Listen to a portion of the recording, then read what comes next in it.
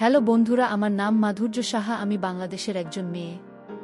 আমার বয়স 23 আর আমি একজন স্বপ্নবাজ মানুষ যে সবসময় জীবনের ছোট ছোট সৌন্দর্য খুঁজে বেড়ায়। আমার চোখের স্বপ্ন আর হৃদয়ে আশা নিয়ে আমি প্রতিদিন নতুন কিছু শিখতে চাই। আমার পরিবার আমার কাছে সবচেয়ে প্রিয়। তবে আমার ভাইজা আদিত্যের সঙ্গে আমার সম্পর্কটা ছিল একটু জটিল।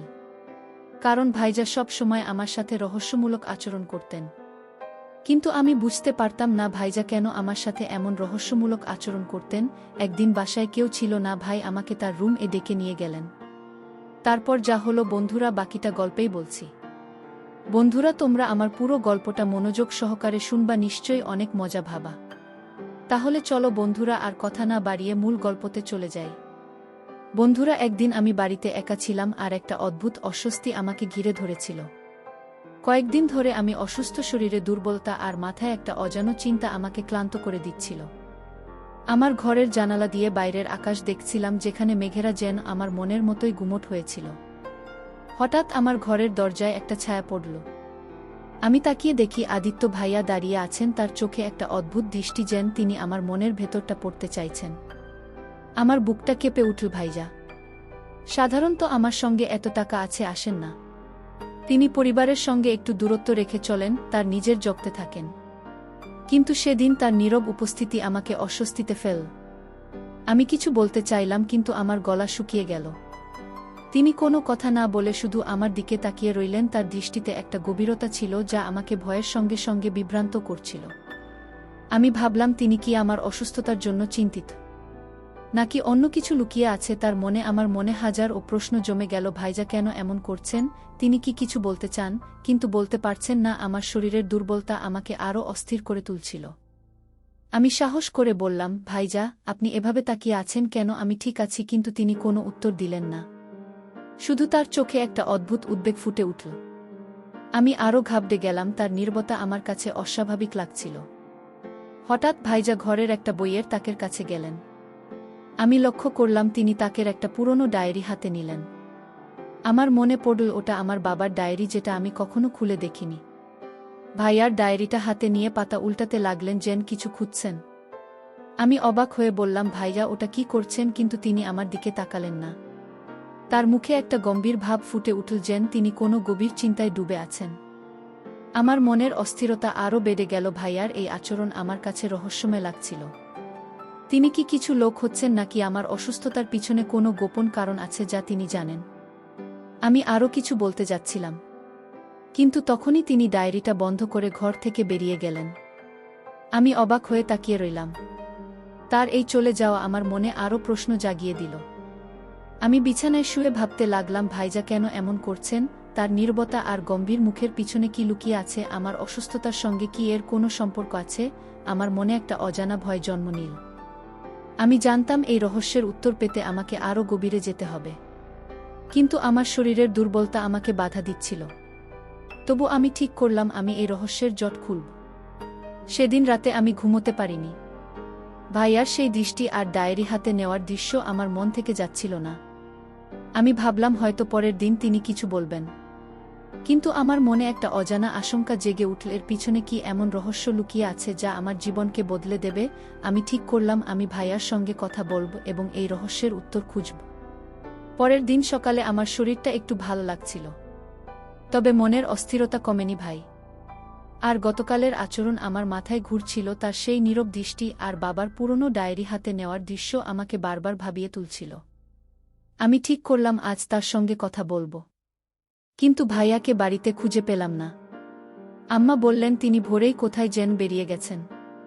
আমার মনে হলো তিনি হয়তো ইচ্ছে করেই আমার সঙ্গে দেখা এড়িয়ে গেলেন। এই ভাবনা আমার মনের অস্বস্তি আরও বাড়িয়ে দিল।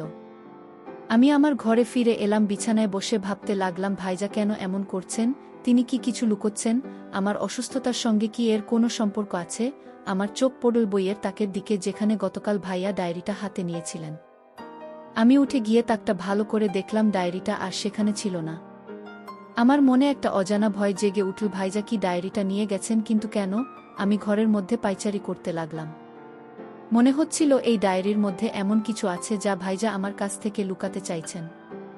আমি বাবার ডায়েরির পথে ভাবলাম, বাবা যখন ছিলেন তিনি প্রায়ই ওই ডায়েরিতে কিছু লিখতেন। আমি কখনো খুলে দেখিনি, কারণ মনে হতো এটা বাবার ব্যক্তিগত জিনিস।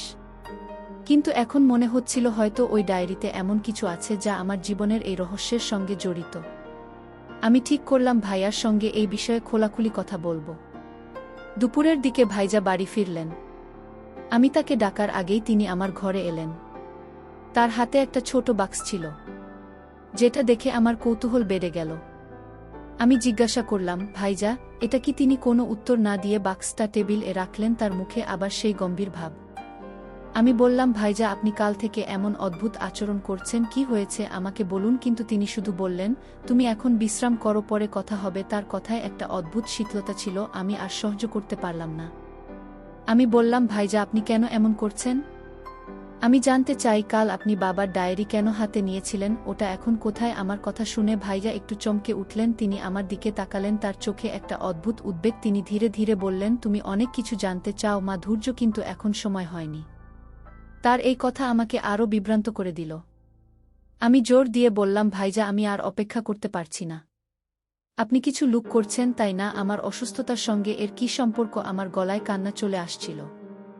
ভাইজা একটু থমকে গেলেন, তারপর শান্ত কণ্ঠে বললেন, তুমি শান্ত হও, আমি কিছু লুকোচ্ছি না, শুধু কিছু জিনিস বোঝার জন্য সময় লাগে। তার কথায় আমার মন আরও জট পাকিয়ে গেল। আমি বুঝতে পারছিলাম না তিনি কি বোঝাতে চাইছেন। ভাইজা ঘর থেকে বেরিয়ে যাওয়ার আগে বাক্সটা আমার হাতে দিলেন।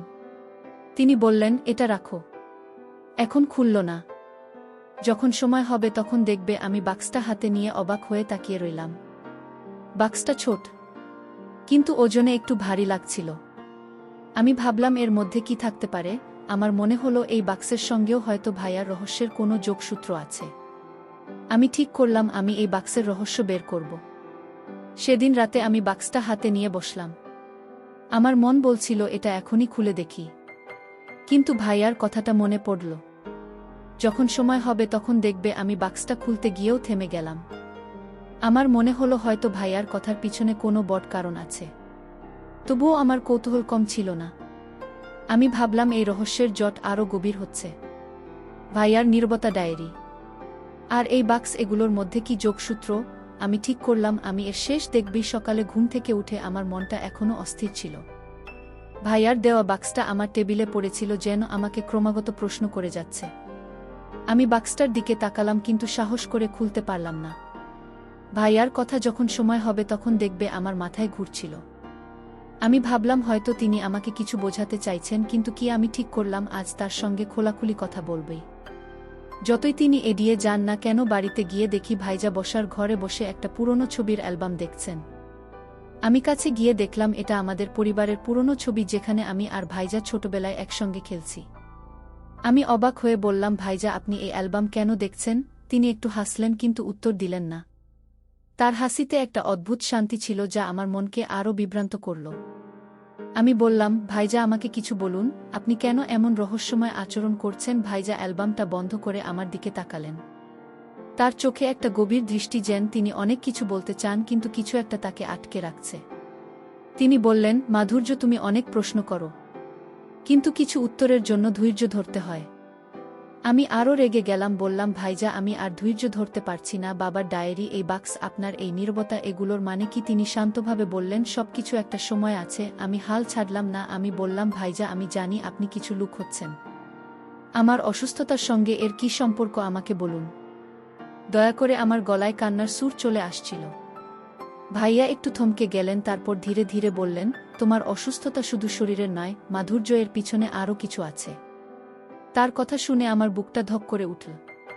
তিনি কি বোঝাতে চাইছেন? আমি আরও জোর দিয়ে বললাম, ভাইজা, এর পিছনে কি আছে? আমি সব জানতে চাই। তিনি একটা দীর্ঘশ্বাস ফেলে বললেন, তুমি যা জানতে চাও তা জানলে তুমি হয়তো আরও কষ্ট পাবে। আমি চাই না তুমি এখনই সব জানো।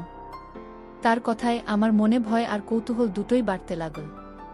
আমি বললাম, ভাইয়া, আমি এখনই জানতে চাই। আমি আর এই রহস্য সহ্য করতে পারছি না। কিন্তু তিনি শুধু মাথা নাড়লেন আর ঘর থেকে বেরিয়ে গেলেন। আমি বসার ঘরে একা দাঁড়িয়ে রইলাম। আমার মনে হচ্ছিল আমি একটা জটিল ধাঁধার মধ্যে আটকে গেছি। ভাইয়ার কথাগুলো আমার মাথায় ঘুরছিল। আমার অসুস্থতার পিছনে কি আছে? তিনি কেন আমার কাছ থেকে এত কিছু লুকোচ্ছেন? আমি ঠিক করলাম, আমি নিজেই এই রহস্যের উত্তর খুঁজব। আমি আমার ঘরে ফিরে গিয়ে বাক্সটা হাতে নিলাম। আমার মন বলছিল এই বাক্সের মধ্যে হয়তো কোনো সূত্র লুকিয়ে আছে। আমি বাক্সটা খোলার জন্য হাত বাড়ালাম, কিন্তু তখনই আমার ফোন বেজে উঠল। আমার বন্ধু সৌরশ্রী ফোন করেছিল ও বলল, মাধুর্য তুই ঠিক আছিস? তোর গলা শুনে মনে হচ্ছে তুই খুব টেনশনে আছিস। আমি একটু দ্বিধা করলাম, তারপর ওকে সবকিছু বললাম, ভাইয়ার অদ্ভুত আচরণ, ডায়েরি আর বাক্সের কথা। সৌরশ্রী বলল, তুই সাবধানে থাকিস, তোর ভাইজা যদি কিছু লুকোচ্ছেন তাহলে তুই নিজে খোঁজার চেষ্টা করিস, কিন্তু একা কিছু করিস না। ওর কথায় আমাকে একটু সাহস দিল। সেদিন রাতে আমি আবার বাক্সটার সামনে বসলাম। আমার মন বলছিল এই বাক্সের মধ্যে হয়তো এমন কিছু আছে যে আমার সব প্রশ্নের উত্তর দেবে, কিন্তু ভাইয়ার কথাও আমাকে থামিয়ে দিচ্ছিল। আমি ভাবলাম, আমি কি সত্যি এটা খুলে দেখব নাকি ভাইয়ার কথা মেনে আরও অপেক্ষা করব। আমার মনে একটা অজানা ভয় আর কৌতূহলের দ্বন্দ্ব চলছিল। আমি ঠিক করলাম আমি ভাইয়ার উপর ভরসা রাখব, কিন্তু পাশাপাশি এই রহস্যের গভীরে যাব। এই পরিস্থিতি শেষ কোথায় তা আমাকে জানতেই হবে।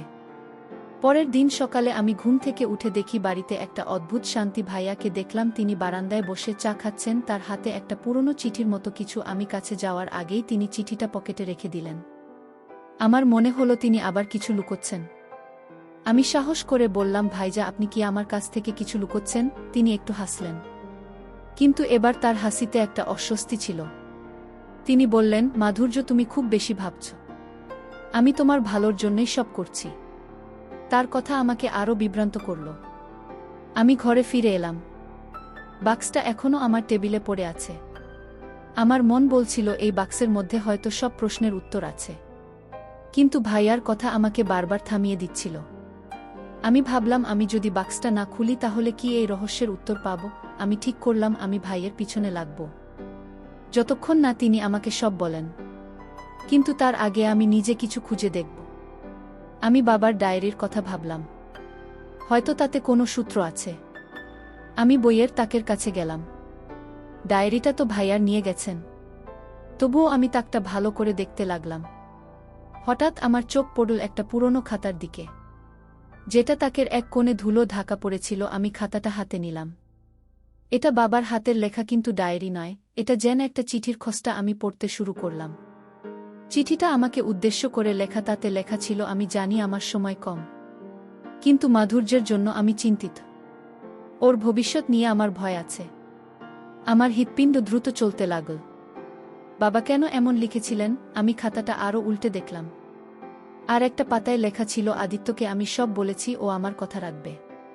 আমার মাথা ঘুরে গেল। ভাইজা কি জানেন বাবা তাকে কি বলেছিলেন? আমি খাতাটা হাতে নিয়ে ভাইয়ের কাছে যাওয়ার জন্য দৌড় দিলাম, কিন্তু তিনি তখন বাড়িতে ছিলেন না। আম্মা বললেন তিনি কোথায় যেন বেরিয়েছেন। আমার মনে হলো তিনি ইচ্ছা করেই আমাকে এড়িয়ে যাচ্ছেন। আমি খাতাটা লুকিয়ে রাখলাম। ঠিক করলাম তিনি ফিরলে এটা নিয়ে কথা বলবো। দুপুরে আমি সৌরশ্রীর সঙ্গে ফোনে কথা বললাম। আমি ওকে খাতার কথা বললাম। সৌরশ্রী বলল, মাধুর্য তুই সাবধানে থাক, এই খাতায় যদি কিছু গুরুত্বপূর্ণ সূত্র থাকে তাহলে তোর ভাইজা হয়তো তোর কাছ থেকে ইচ্ছা করেই লুকোচ্ছেন। তুই একা কিছু করিস না। আমি বললাম, সৌরশ্রী আমি আর চুপ করে থাকতে পারছি না, আমাকে জানতেই হবে ভাইজা কি লুক করছেন। সৌরশ্রী আমাকে শান্ত হতে বলল, কিন্তু আমার মন শান্ত হচ্ছিল না। আমি ঠিক করলাম আমি ভাইয়ার পিছনে যাব। সন্ধ্যায় ভাইজা ফিরলেন। আমি তাকে খাতাটা দেখিয়ে বললাম, ভাইজা এটা কি? বাবা এখানে কি লিখেছেন আপনি কি জানেন? তিনি খাতাটা দেখে একটু চমকে গেলেন, তারপর শান্তভাবে বললেন, মাধুর্য তুমি এটা কোথায় পেলে? এটা তোমার হাতে থাকার কথা নয়। আমি রেগে গিয়ে বললাম, ভাইজা আমি সব জানতে চাই। বাবা কি লিখেছেন? আপনি আমার কাছ থেকে কেন সব লুকোচ্ছেন? তিনি একটা দীর্ঘশ্বাস ফেলে বললেন, তুমি এখনো প্রস্তুত না। আমার চোখে পানি চলে এল। আমি বললাম, ভাইজা আমি আর এই রহস্য সহ্য করতে পারছি না। আমাকে বলুন আমার অসুস্থতার পিছনে কি আছে? বাবার এই চিঠির সঙ্গে কি সম্পর্ক? ভাইজা আমার দিকে তাকালেন, তার চোখে একটা অদ্ভুত দুঃখ। তিনি বললেন, মাধুর্য আমি তোমাকে কষ্ট দিতে চাই না, কিন্তু তুমি যদি সত্যিই জানতে চাও তাহলে আর একটু অপেক্ষা করো। তার কথা আমাকে আরও হতাশ করল। রাতে আমি খাতাটা আরেকবার পড়লাম। বাবার লেখা আমাকে বারবার ভাবিয়ে তুলছিল। আমার ভবিষ্যৎ নিয়ে তিনি কেন চিন্তিত ছিলেন, আর ভাইজা কেন আমাকে কিছু বলছেন না? আমি বাক্সটার দিকে তাকালাম। আমার মনে হলো এই বাক্স আর খাতার মধ্যে কোনো যোগসূত্র আছে। আমি ঠিক করলাম আমি ভাইয়ার কথা না শুনে নিজেই এই রহস্যের গভীরে যাব। কিন্তু আমার মনে একটা ভয়ও জেগে উঠল, এই সত্য কি আমার জীবনকে আরও জটিল করে তুলবে। সকালে আমার ঘুম ভাঙল একটা অদ্ভুত স্বপ্ন দেখে। স্বপ্নে আমি বাবার ডায়েরিটা হাতে নিয়ে পড়ছিলাম, কিন্তু পাতাগুলো ফাঁকা ছিল। আমি জেগে উঠে বাক্সটার দিকে তাকালাম। সেটা এখনও আমার টেবিলে পড়েছিল। ভাইয়ের কথা মনে পড়ল। তুমি এখনও প্রস্তুত নাও। আমার মনে হলো তিনি আমাকে কিছু থেকে দূরে রাখতে চাইছেন। কিন্তু আমার কৌতূহল আর ধৈর্যের বাঁধ ভাঙছিল। আমি ঠিক করলাম, আজ আমি বাক্সটা খুলবই। যতই ভাইজা বারণ করুক, আমি বাক্সটা হাতে নিলাম। এটা ছোট, কিন্তু কাঠের তৈরি আর একটা ছোট তালা লাগানো। আমি ভাবলাম, এর চাবি কোথায়? আমি ঘরের চারপাশে খুঁজতে লাগলাম। হঠাৎ আমার চোখ পড়ল আমার ড্রয়ারে। সেখানে একটা ছোট চাবির মতো কিছু দেখলাম। আমি চাবিটা নিয়ে বাক্সের তালায় লাগালাম। হ্যাঁ, এটা ঠিকই খাপ খেয়ে গেল। আমার হৃৎপিণ্ড দ্রুত চলতে লাগল। আমি বাক্সটা খুললাম। ভেতরে একটা পুরনো চিঠি আর একটা ছোট ছবি ছিল। চিঠিটা বাবার হাতের লেখায়। আমি পড়তে শুরু করলাম। তাতে লেখা ছিল, মাধুর্য, তুমি যখনই চিঠি পড়বে তখন হয়তো আমি আর থাকব না। আমি জানি তুমি অনেক কষ্টে আছো, কিন্তু আমার কিছু কথা তোমার জানা দরকার। তোমার অসুস্থতা শুধু শরীরের নয়, এর পিছনে আমাদের পরিবারের একটা গোপন কারণ আছে। আমার হাত কাঁপতে লাগল। বাবা কি বোঝাতে চাইছেন? আমি ছবিটার দিকে তাকালাম। এটা আমার আর বাবার একটা পুরনো ছবি, যেখানে আমি ছোটবেলায় তার কোলে বসে হাসছি। আমি চিঠিটা আরও পড়লাম। বাবা লিখেছেন, আদিত্যকে আমি সব বলেছি। ও তোমাকে রক্ষা করবে, কিন্তু তুমি তাকে ভুল বুঝো না।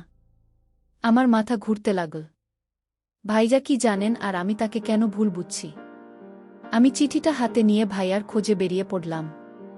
তিনি বাড়ির পেছনের বাগানে দাঁড়িয়ে ছিলেন, হাতে সেই পুরনো ডায়েরি। আমি দৌড়ে গিয়ে বললাম, ভাইজা, এই চিঠি কি? বাবা কি লিখেছেন? আমার অসুস্থতার পিছনে কি গোপন কারণ? তিনি আমার হাতে চিঠিটা দেখে চুপ করে রইলেন। তারপর ধীরে ধীরে বললেন, মাধুর্য, তুমি বাক্সটা খুলে ফেলেছ। আমি মাথা নাড়লাম। আমি বললাম, ভাইজা, আমাকে সত্যি বলুন, বাবা কি লিখেছেন? আমার অসুস্থতার পিছনে কি গোপন কারণ? তিনি আমার দিকে তাকালেন, তার চোখে একটা গভীর দুঃখ।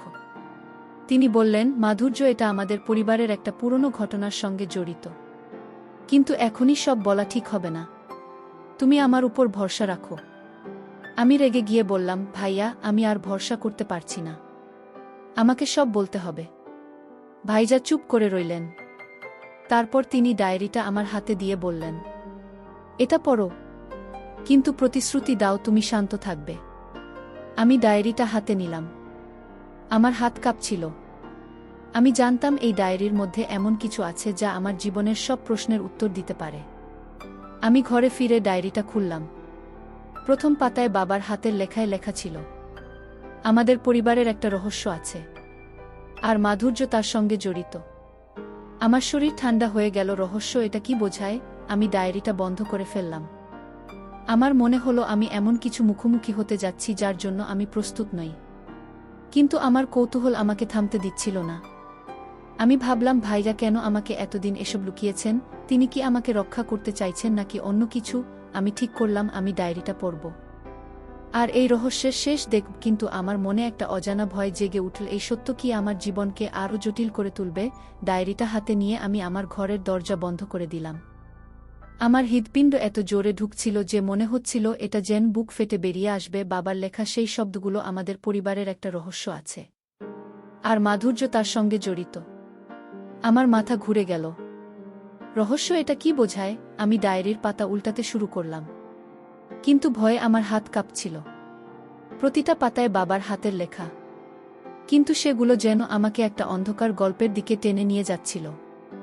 একটা পাতায় লেখা ছিল, আমাদের পরিবার আর পূর্বপুরুষদের একটা ভুলের কারণে এই রহস্য এসেছে। আমি জানি মাধুর্যের অসুস্থতা এরই ফল। আমি চেষ্টা করেছি, কিন্তু এর সমাধান খুঁজে পাইনি। আমার মাথা ঘুরে গেল। বাবা কেন এই কথা আমাদের কাছে লুকিয়েছিলেন? আর ভাইজা কেন এতদিন এই ডায়েরি আমার কাছ থেকে দূরে রেখেছিলেন? আমি আরও পড়লাম, বাবা লিখেছেন, আদিত্য আমার একমাত্র ভরসা। আমি ওকে সব বলেছি, ও মাধুর্যকে বাঁচাবে। আমার চোখে পানি চলে এল। ভাইজা কি সত্যি আমাকে বাঁচাতে চাইছেন? আমি ডায়েরিটা বন্ধ করে বিছানায় বসে পড়লাম। আমার মনে হাজারো প্রশ্ন ঘুরছিল। এই রহস্য কি? আমার অসুস্থতার সঙ্গে কি সম্পর্ক? আর ভাইজা কেন আমাকে এতদিন কিছু বলেননি? আমি ঠিক করলাম আমি তার সঙ্গে এখনই কথা বলবো। আমি ডায়েরিটা হাতে নিয়ে বাইরে গেলাম। ভাইজা তখনও বাগানে ছিলেন, একটা গাছের নিচে বসে কি যেন ভাবছিলেন। আমি কাছে গিয়ে বললাম, ভাইজা এই ডায়েরিতে কি লেখা আছে, এই রহস্য কি? ভাইজা আমার দিকে তাকালেন। তার চোখে একটা অদ্ভুত শান্তি ছিল, কিন্তু সঙ্গে একটা গভীর দুঃখ। তিনি বললেন, মাধুর্য, তুমি ডায়েরিটা বলে ফেলেছ। আমি মাথা নাড়লাম। আমি বললাম, ভাইজা, আমাকে সব বলুন। বাবা কেন লিখেছেন যে আমি কোনো রহস্যের সঙ্গে জড়িত? এটা কি? তিনি একটা দীর্ঘশ্বাস ফেলে বললেন, মাধুর্য, এই রহস্য শুধু একটা গল্প নয়, এটা আমাদের পরিবারের একটা সত্যি। তোমার অসুস্থতা এর সঙ্গে জড়িত, কিন্তু আমি চাই না তুমি এখনই সব জানো। আমি চেষ্টা করছি আর সমাধান খুঁজতে। তার কথায় আমার মনে আরও প্রশ্ন জমে গেল। আমি বললাম, ভাইজা, আপনি কি সমাধান খুঁজছেন? আমার অসুস্থতার পিছনে কি আছে? আমাকে বলুন, আমি সত্যি জানতে চাই। তিনি শান্তভাবে বললেন, আমি তোমাকে সব বলবো, কিন্তু এখন নয়। আমি হতাশ হয়ে ঘরে ফিরে এলাম। আমার মনে হচ্ছিল আমি একটা গোল ধাঁধায় আটকে গেছি। ডায়েরির কথাগুলো আমাকে বারবার ভাবিয়ে তুলছিল। আমি সৌরশ্রীকে ফোন করলাম। ওকে সব বললাম, ডায়েরি, রহস্য আর ভাইয়ার কথা। সৌরশ্রী বলল, মাধুর্য, তুই সাবধানে থাক। এই রহস্যের কথা শুনে আমার মনে হচ্ছে এর পিছনে কোনো বড় রহস্য আছে। তুই ভাইয়ার উপর ভরসা রাখ, কিন্তু নিজেও খোঁজ কর। আমি বললাম, সৌরশ্রী, আমি আর থামতে পারছি না। আমাকে এই রহস্যের শেষ জানতেই হবে। সেদিন রাতে আমি আবার ডায়েরিটা খুললাম। আর একটা পাতায় বাবা লিখেছেন, এই রহস্যের সমাধান একমাত্র আদিত্য জানে। আমি তাকে সব দায়িত্ব দিয়েছি। আমার মনে হলো ভাইজা সত্যিই কিছু জানেন, কিন্তু তিনি কেন আমার কাছ থেকে লুকোচ্ছেন? আমি বাক্স থেকে পাওয়া ছবিটা আবার দেখলাম। আমার আর বাবার হাসিমুখ আমাকে কাঁদিয়ে দিল। আমি ভাবলাম, বাবা কেন আমাকে এই কষ্টের মধ্যে রেখে গেলেন, আর ভাইজা কেন আমাকে সত্যি বলছেন না? আমি ঠিক করলাম, আমি ভাইয়ার কাছে আরও জোর দেব। আমি জানতেই হবে এই রহস্য কি, আর আমার অসুস্থতার পিছনে কি রহস্য লুকিয়ে আছে। আমার মনে একটা অজানা ভয় ছিল, কিন্তু তার সঙ্গে একটা দৃঢ় সংকল্প জেগে উঠছিল।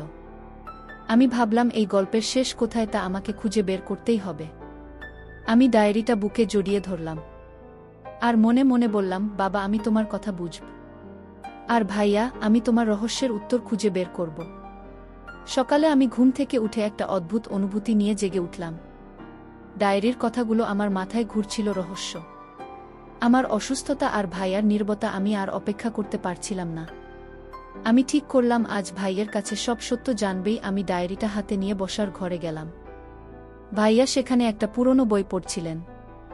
আমি তার সামনে দাঁড়িয়ে বললাম, ভাইজা, আমাকে এখন সব বলতে হবে। এই রহস্য কি, আর আমার অসুস্থতার পিছনে কি রহস্য লুকিয়ে আছে? ভাইজা বইটা বন্ধ করে আমার দিকে তাকালেন। তার চোখে এবার আর কোনো দ্বিধা ছিল না, বরং একটা দৃঢ়তা ছিল। তিনি বললেন, মাধুর্য, তুমি যদি সত্যিই জানতে চাও তাহলে আমার সঙ্গে আয়। আমি অবাক হয়ে তার পিছনে গেলাম।